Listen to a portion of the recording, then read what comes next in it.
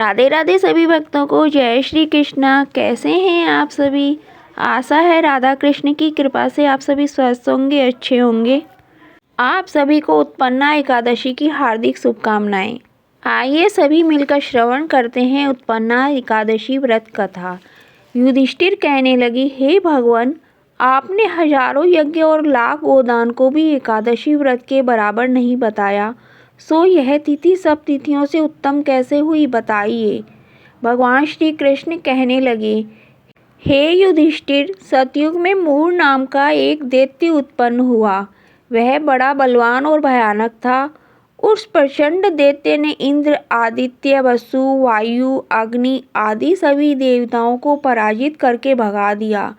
तब इंद्र सहित सभी देवताओं ने भयभीत होकर भगवान शिव से सारा वृत्तांत कहा और बोले, हे कैलाशपति, मूर दैत्य से भयभीत होकर सब देवता मृत्यु लोक में फिर रहे हैं।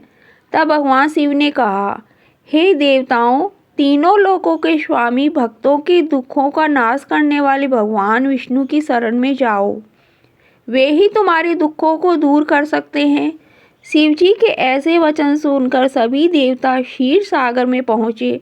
वहाँ भगवान को शयन करते देख हाथ जोड़कर उनकी स्तुति करने लगे कि हे देवताओं द्वारा स्तुति करने योग्य प्रभु, आपको बारंबार नमस्कार है। देवताओं की रक्षा करने वाले मधुसूदन, आपको नमस्कार है। आप हमारी रक्षा करें। दैत्यों से भयभीत होकर हम सब आपकी शरण में आए हैं। आप इस संसार के कर्ता, माता पिता, उत्पत्ति और पालन करता और संहार करने वाले हैं। सबको शांति प्रदान करने वाले हैं। आकाश और पाताल भी आप ही हैं। सबके पितामह ब्रह्मा, सूर्य, चंद्र, अग्नि, सामग्री, होम, आहुति, मंत्र, तंत्र, जप, यजमान, यज्ञ, कर्म, कर्ता, भोक्ता भी आप ही हैं। आप सर्वव्यापक हैं। आपके सिवा तीनों लोकों में चर तथा अचर कुछ भी नहीं है। हे भगवान, दैत्यों ने हमको जीतकर स्वर्ग से भ्रष्ट कर दिया है और हम सब देवता इधर उधर भागे भागे फिर रहे हैं। आप उन दैत्यों से हम सबकी रक्षा करें।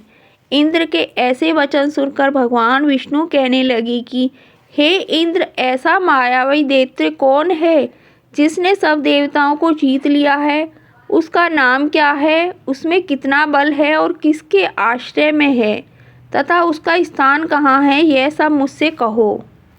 भगवान के ऐसे वचन सुनकर इंद्र बोले, भगवान, प्राचीन समय में एक नाड़ीजंग नामक राक्षस था।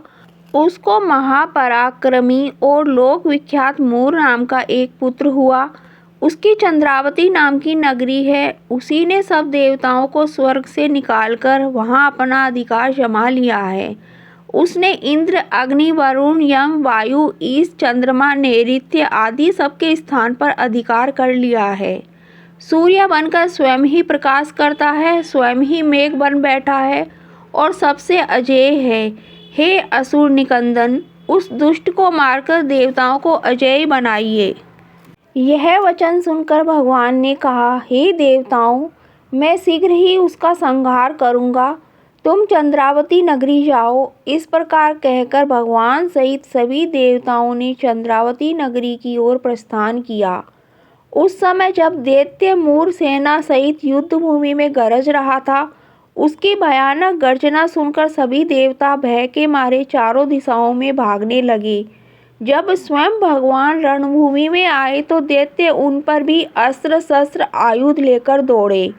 भगवान ने उन्हें सर्प के समान अपने बाणों से बींध डाला। बहुत से दैत्य मारे गए, केवल मूर बचा रहा। वह अविचल भाव से भगवान के साथ युद्ध करता रहा। भगवान जो जो भी तीक्ष्ण बाण चलाते, वह उसके लिए पुष्प सिद्ध होता। उसका शरीर छिन्न भिन्न हो गया, किंतु वह लगातार युद्ध करता रहा। दोनों के बीच मल्ल युद्ध भी हुआ। 10,000 वर्ष तक उनका युद्ध चलता रहा, किंतु मूर नहीं हारा। थककर भगवान बद्रिकाश्रम चले गए।